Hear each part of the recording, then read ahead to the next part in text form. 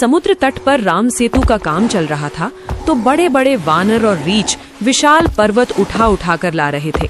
चारों तरफ जय श्री राम का उद्घोष गूंज रहा था। नल और नील पत्थरों को पानी में तैरा रहे थे। गर्मी और पसीने के बाद भी किसी वानर को थकान नहीं थी। सबके मन में बस एक ही धुन थी, लंका पहुंचना है। उसी भीड़ भाड़ और शोर के बीच एक नन्ही सी गिलहरी भी थी, शरीर मुश्किल से एक हथेली जितना, पर मन में राम जी के लिए सेवा का भाव कूट कूट कर भरा था।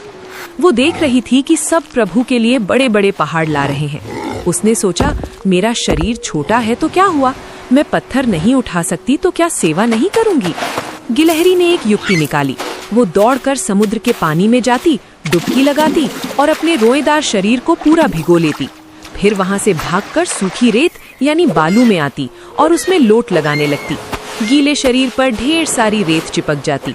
फिर वो फुर्र से दौड़कर पुल पर जाती और दो पत्थरों के बीच की दरार में जाकर जोर जोर से अपना शरीर झाड़ देती।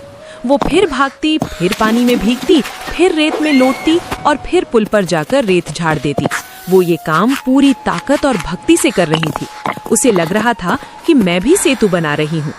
तभी एक महाकाय वानर जो अपने कंधे पर बहुत भारी चट्टान लेकर आ रहा था, उसे गुस्सा आ गया। वो गरजा, अरे ओ गिलहरी, हट जा रास्ते से, दिखाई नहीं देता यहाँ कितना बड़ा काम चल रहा है, हमारे पैरों के नीचे आकर कुचली जाएगी, भाग यहाँ से। गिलहरी सहम गई। उसने हाथ जोड़कर कहा, वानर भैया, मैं खेल नहीं रही, मैं भी अपने प्रभु श्री राम के लिए सेतु बना रही हूँ। पत्थरों के बीच जो दरारें हैं उन्हें इस रेत से भर रही हूँ ताकि पुल मजबूत बने। ये सुनकर वहाँ खड़े वानर जोर जोर से हंसने लगे। एक वानर बोला, देखो भाई देखो, ये पिद्दीस भी गिलहरी राम सेतु बनाएगी। अरे पगली, जितनी धूल तू दिन भर में लाती है उतनी तो हम एक फूंक में उड़ा दें। जा, अपनी जान मत गवा, ये बलवानों का काम है। गिलहरी की आंखों में आंसू आ गए। वो बोली, भैया, मेरी शक्ति इतनी ही है, मैं पर्वत नहीं उठा सकती, पर जितना मुझसे हो सकता है मैं उतना तो करूंगी ना। वानर को अपनी ताकत का घमंड था। उसे एक छोटे जीव का तर्क अच्छा नहीं लगा। गुस्से में आकर उस वानर ने कहा, बहुत बोलती है, चल हट। और उस वानर ने जोर से अपने पैर से गिलहरी को ठोकर मार दी। गिलहरी एक गेंद की तरह हवा में उछली। वो बहुत छोटी थी। उसे लगा कि अब वो पत्थरों पर गिरेगी और मर जाएगी। उसने आंखें बंद कर ली और मुंह से निकला, हे राम। लेकिन वो जमीन पर नहीं गिरी, वो गिरी कोमल मखमली हाथों में। जब उसने डरते डरते आंखें खोली तो देखा कि वो किसी जमीन पर नहीं बल्कि साक्षात प्रभु श्री राम की हथेली पर बैठी है। राम जी उसे बड़े प्यार से निहार रहे थे। वानर और हनुमान जी सब सन्न रह गए। सबने काम रोक दिया। वानर डर के मारे कांपने लगे कि अब राम जी क्या कहेंगे। राम जी ने उस वानर की ओर देखा जिसने ठोकर मारी थी। राम जी की आंखों में एक आंसू था। आखिर राम जी उस वानर को क्या सजा देंगे और इस गिलहरी का वो क्या करेंगे। प्रभु श्री राम ने उस नन्ही सी जान को अपनी हथेली पर बिठा रखा था। गिलहरी अभी भी डर से थर थर कांप रही थी और उसकी छोटी छोटी आंखों से आंसू बह रहे थे। राम जी ने अपनी उंगली से बड़ी कोमलता से उसके आंसू पोंछे। उनके स्पर्श में ऐसा जादू था कि गिलहरी का सारा डर एक पल में गायब हो गया। उधर पूरी वानर सेना में सन्नाटा पसरा था। हनुमान, सुग्रीव, अंगद, जामवंत सब सिर झुकाए खड़े थे। वो वानर जिसने गिलहरी को पैर मारा था, वो तो डर के मारे पसीने से लथपथ हो गया था। उसे लगा कि आज तो प्रभु मुझे श्राप दे देंगे। तभी राम जी ने अपनी गंभीर और शांत आवाज में उस वानर को बुलाया, वानर राज, जरा आगे आइए। वानर कांपते हुए कदमों से आगे आया और राम जी के चरणों में गिर पड़ा। क्षमा प्रभु, मुझसे अनजाने में अपराध हो गया। राम जी ने उसे उठाया और पूछा, तुम्हें लगता है कि ये गिलहरी छोटी है, इसका कोई महत्व नहीं है, तुम्हें अपनी शक्ति का अहंकार है। वानर चुप रहा। राम जी ने उंगली उठाकर समुद्र पर बन रहे सेतु की ओर इशारा किया और बोले, जरा ध्यान से देखो उस सेतु को। तुम लोगों ने जो बड़े बड़े पर्वत लाकर खड़े किए हैं वो ऊबड़ खाबड़ हैं। दो चट्टानों के बीच में बड़ी बड़ी दरारें और खाली जगह रह गई हैं। अगर वो जगह खाली रह जाती तो ये पुल कभी मजबूत नहीं बनता। चढ़ते वक्त तुम्हारे पैर फंस सकते थे, पुल हिल सकता था। सभी वानर ध्यान से सेतु को देखने लगे। राम जी ने आगे कहा, इस नन्ही गिलहरी को देखो, ये अपनी क्षमता भर धूल लेकर गई और उन दरारों को भर दिया। इसके द्वारा लाई गई रेत ने उन पत्थरों को आपस में कसकर जोड़ दिया है। जैसे ईंटों को जोड़ने के लिए सीमेंट चाहिए, वैसे ही तुम्हारे इन पर्वतों को जोड़ने के लिए इसकी ये धूल अनिवार्य थी। राम जी की आंखों में करुणा और सम्मान था।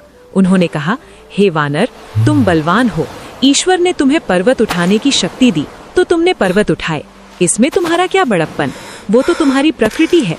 लेकिन इस नन्ही सी जान के पास केवल इतनी सी शक्ति थी और इसने अपनी पूरी शक्ति, अपना सर्वस्व मेरे काम में लगा दिया। शक्ति के हिसाब से इसका योगदान छोटा हो सकता है, पर समर्पण यानी डेडिकेशन के हिसाब से इसका योगदान हनुमान और तुम्हारे योगदान से रत्ती भर भी कम नहीं है। ये सुनकर उस वानर की आंखों से पश्चाताप के आंसू बहने लगे। पूरी वानर सेना को आज एक बहुत बड़ी सीख मिल गई थी कि भगवान काम नहीं, भाव देखते हैं। राम जी ने फिर इस नन्ही गिलहरी को अपनी आंखों के सामने किया। गिलहरी बड़े प्रेम से उन्हें निहार रही थी। राम जी का हृदय भर आया। उन्होंने कहा, हे नन्ही गिलहरी, तुम्हारे इस प्रेम ने मुझे ऋणी कर दिया है। मैं तुम्हारे इस उपकार को कभी नहीं भूलूंगा। और फिर प्रभु श्री राम ने अपना दाहिना हाथ उठाया। वो इस नन्ही गिलहरी को एक ऐसा उपहार देने जा रहे थे जो आज तक सृष्टि में किसी को नहीं मिला था। वानर एकटक देख रहे थे कि अब प्रभु क्या करेंगे। क्या वो इसे कोई वरदान देंगे? आखिर राम जी ने अपना हाथ उस नन्ही गिलहरी की पीठ की तरफ बढ़ाया। प्रभु श्री राम का हाथ धीरे धीरे उस नन्ही गिलहरी की ओर बढ़ा। पूरी वानर सेना सांस रोककर खड़ी थी। वातावरण में एक दिव्य शांति छा गई थी। राम जी ने बड़े ही प्रेम और वात्सल्य से अपनी 3 उंगलियां उस गिलहरी की पीठ पर रखीं और फिर सिर से लेकर पूंछ तक बड़े प्यार से अपनी उंगलियां उसकी कोमल पीठ पर फेरी, उसे सहलाया। और उसी क्षण एक अद्भुत चमत्कार हुआ। जैसे ही राम जी की उंगलियां उसकी पीठ से हटी, वहां पर 3 सुंदर रेखाएं उभर आईं। प्रभु राम की 3 उंगलियों के निशान हमेशा हमेशा के लिए उस गिलहरी की पीठ पर अंकित हो गए। सफेद और काले रंग की वो 3 धारियां चमकने लगीं। वानर ये देखकर हैरान रह गए। राम जी ने मुस्कुराते हुए कहा, हे नन्ही भक्त, आज से ये निशान तुम्हारी पहचान होंगी। जब भी कोई तुम्हारी पीठ पर इन 3 रेखाओं को देखेगा, उसे याद आएगा कि भक्ति का मोल शरीर की ताकत से नहीं बल्कि हृदय के प्रेम से होता है। संसार में लोग बड़े कार्यों की प्रशंसा करते हैं, लेकिन मुझे वो प्रयास प्रिय हैं जो पूरी निष्ठा और सर्वस्व अर्पण के साथ किए जाएं। तुम मेरी सबसे प्रिय हो।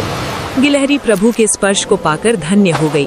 उसे ऐसा लगा जैसे उसे तीनों लोकों का सुख मिल गया हो। वो राम जी की हथेली पर खुशी से नाचने लगी। उधर वानर राज, जिन्होंने उसे ठोकर मारी थी, वो आगे आए और हाथ जोड़कर बोले, हे नन्ही बहन, मुझे क्षमा कर दो। आज तुमने मुझे सिखा दिया कि प्रभु के दरबार में कोई छोटा या बड़ा नहीं होता। तुम तो हम सब से महान हो, जिसे स्वयं नारायण ने अपने हाथों से सजाया है।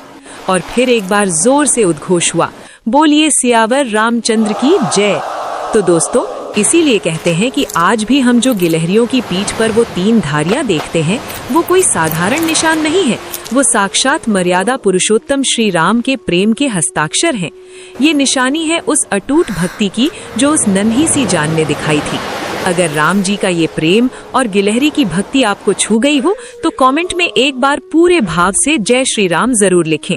और ऐसी ही अद्भुत कथाओं के लिए चैनल को सब्सक्राइब कर लें।